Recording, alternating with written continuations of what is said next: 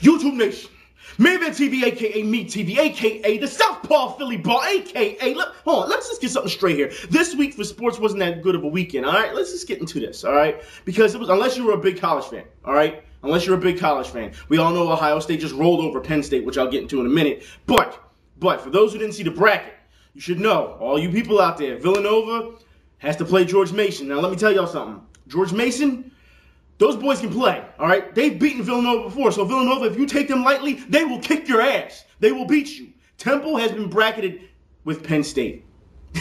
Now, like I said, I'm going to get into this, man, because, like I said, Sunday, Penn State looked like a bunch of lost little kids out there on the court playing against Ohio State. That kid Sullinger is NBA material if he can get his footwork down, okay? They couldn't stop him. They were double-teaming him, choking him. He's still scoring on him. Like, it was ridiculous. But the fact is, guys, Temple can beat Penn State. Penn State isn't knocking down any doors or nothing to write home about, all right? They can be beaten.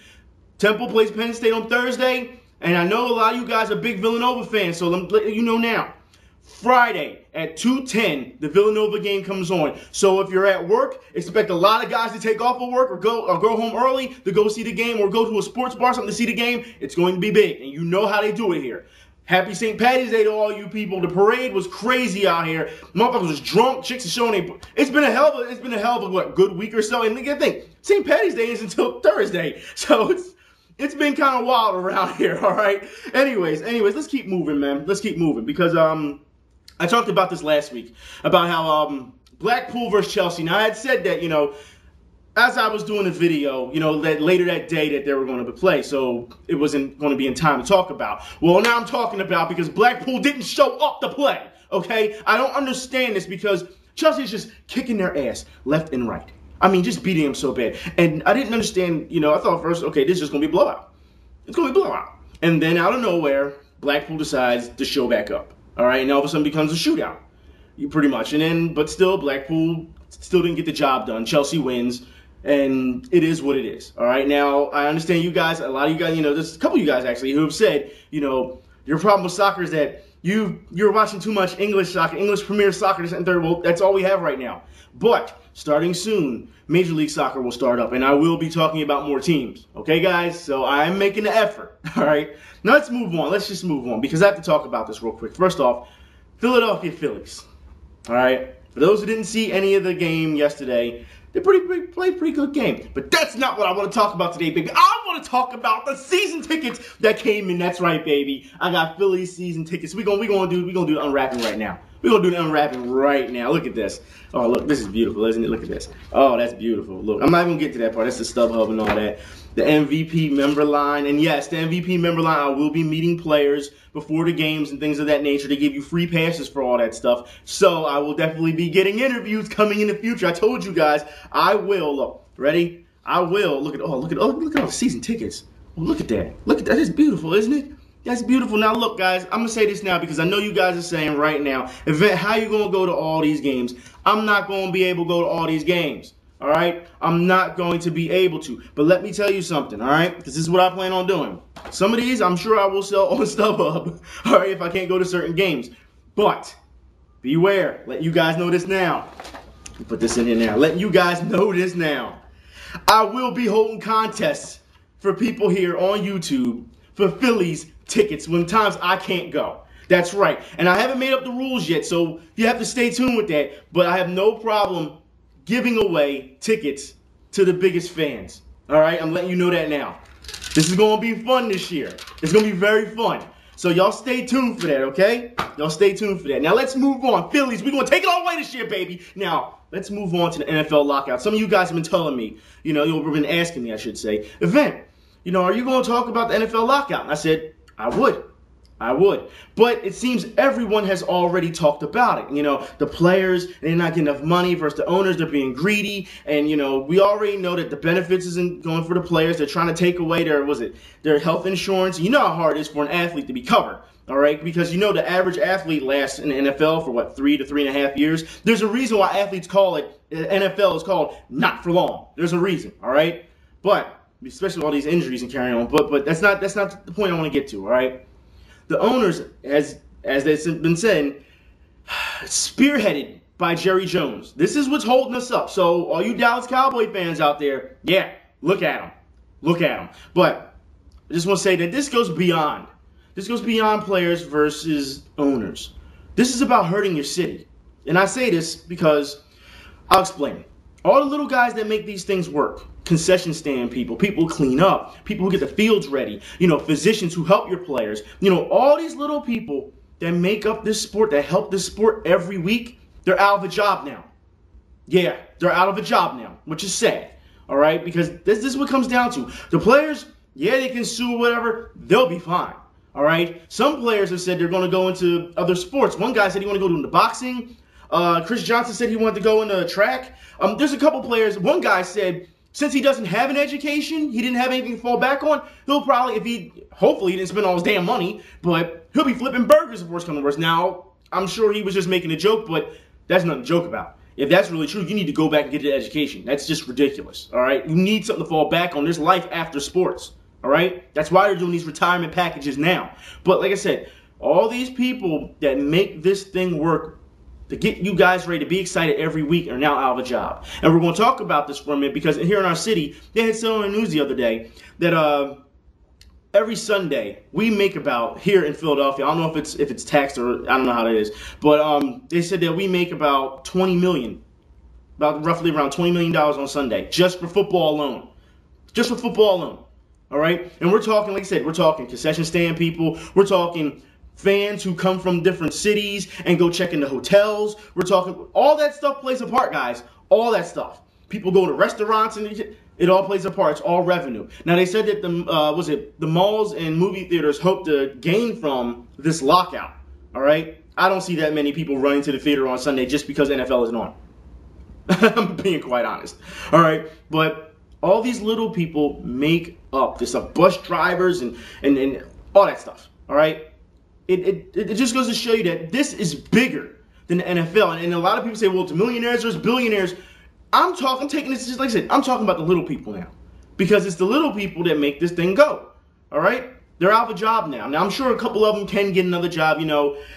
Concession stand people will just probably move to different arenas, or they'll probably go to the Liquor Center to do temple games and stuff like that. You guys know what I'm talking about, all right? But merchandise-wise, it's all the same as well. All right, all these things are going to play a part. And the video game industry, I hate to bring video games into sports right now, but they're going to make a killing this year with the new Madden. Because if there isn't any football, people are going to want their football. They're going to want it. So you know where they're going to go. All right? I'm just saying, guys, the NFL lockout, like I said, I want to take a different perspective because everyone's doing the other perspective. I want to take a different perspective this week on it. So, I don't know. It's looking really bad. But I am happy to see that Tom Brady, Drew Brees, and all them have stepped up to sue the NFL in this process. Like I said, everybody, if you want someone to point your fingers to, look at Jerry Jones. Because he's the one that's spearheading all the owners. Just letting you know. All right? They've been saying it all week. All right? So Dallas fans, I understand y'all got that big TV. You might as well just put that bitch on eBay. All right? Put it on eBay. Unless you can get some more boxing venues there or whatever to sell out. Or whatever other venues. It's just... everyone's losing money all around. It's not just the players and the owners or the organization. It's the little people, that only make $5, $6 an hour, $7 an hour, or whatever. Those guys are losing out on money too, and they have families just as much as anyone else. Okay? Now I want to move on real quick because we got to talk about this real quick. NBA. All right? I've been getting a lot of mail from you guys about NBA and flopping. Now, you know what? I want to take the time out right now to show a little bit of the flopping that's been going on. Yeah, I fucked that up, didn't I? Going on as of late. Check this out real quick, man. Boozer and Bosch. I don't think there's no offensive foul. Now, did they collide? Did Boozer and Bosch collide for the offensive foul? Because all Boozer did was turn right into him. Boozer picks up number 2.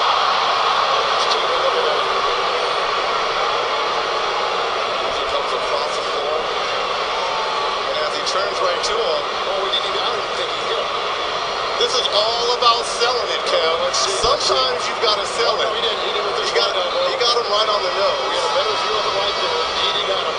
But you've got to sell it. We've got the Academy Awards coming up. I know a lot of you guys will say, oh, what do you expect? It's Bosch Spice's event. You know he's a drama queen. He cries and carries on. But you know what? That's not the point. The point is, he wasn't the worst defender this time around. Oh, no, no, no. That prize goes to the Indiana Pacers.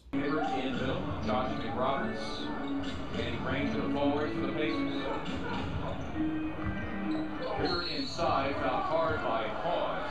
See that coming.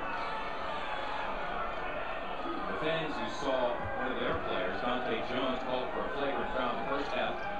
Looking for a flagrant foul here, but I don't believe that matches the description.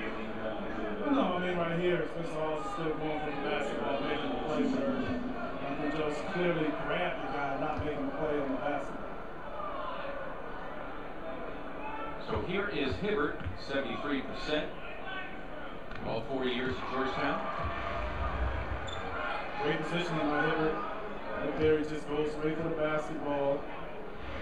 That has to be some of the worst fucking acting. He wasn't even hit in the face. He's going to do, oh, you gotta be kidding me. NBA, you cannot reward players for doing this. Clean it up, please. You're killing me, NBA. You're killing all of us, all right? And for those who don't know, I'm just letting you know now. Tonight, you get the Miami Heat versus San Antonio Spurs again. And after that, you have the Orlando Magic and LA Lakers. Should be a hell of a night for basketball. Clean it up, NBA, but I have to stick back to basketball. We're not going to talk NBA, all right? We're going to talk college for a minute. Because for anybody who saw last night, the documentary on the Fab Five, the Michigan Wolverines, man, they went through a lot of shit back in the 90s. Now, I remember playing in my time, and I remember watching them, all right? Now, I have to say that they never got the credit they deserved. But now that you're looking back in hindsight, it's really interesting, and it made me have a lot of questions about it because, first off, who's that Jalen Rose and where is he at today? Because that man played with so much fire in college. He didn't play like that in the NBA.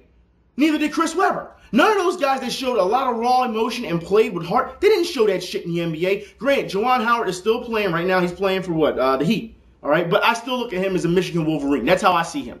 All right, it's not, like I said, and Juwan Howard said it best, because he says in the documentary, when he's in that locker room with LeBron and Wade and all them, they don't say, oh, hey, it's Juwan Howard from the Heat. They say, no, that's Juwan Howard from the Fab Five. That's because they were a powerful group, all right?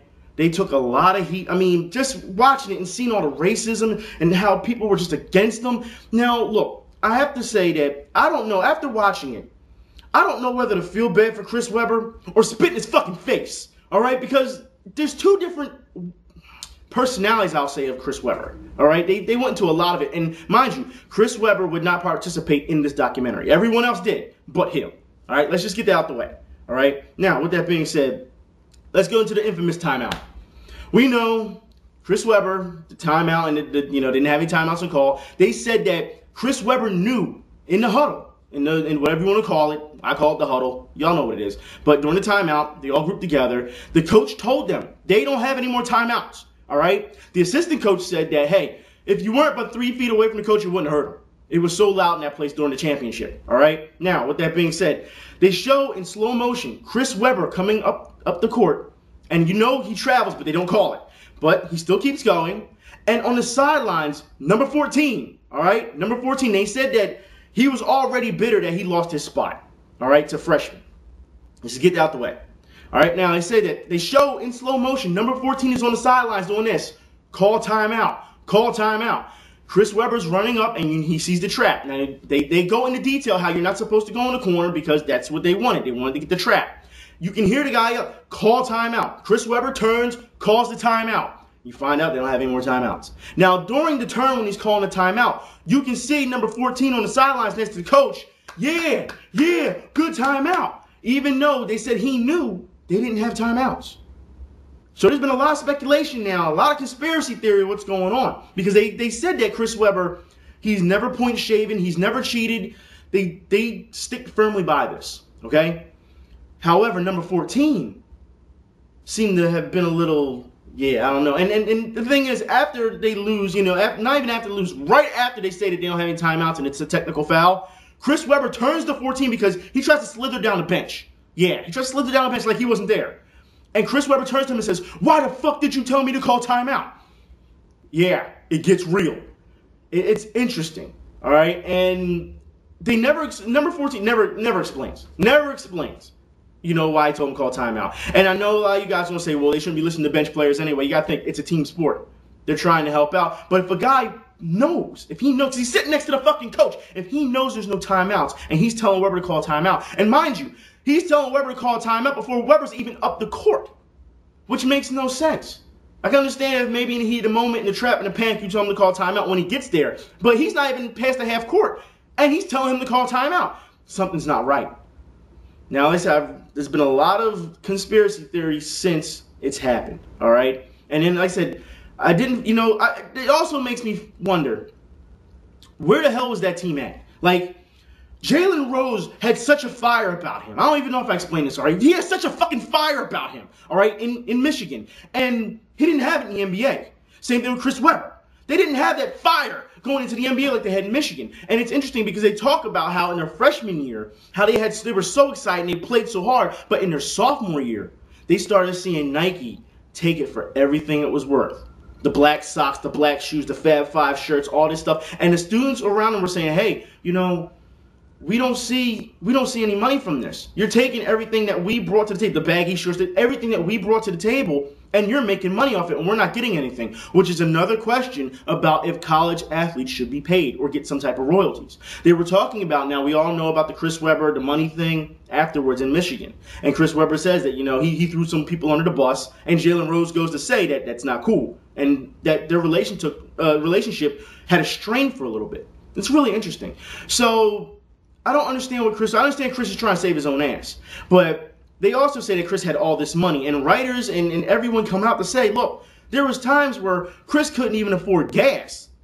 All right? He couldn't afford gas for his fucking car, yet he's being accused of having $200,000+ or whatever. And people are saying, there's no way. If you're an 18, 19-year-old kid and you have that type of money, you're going to show it somehow. Some way, new clothes, something.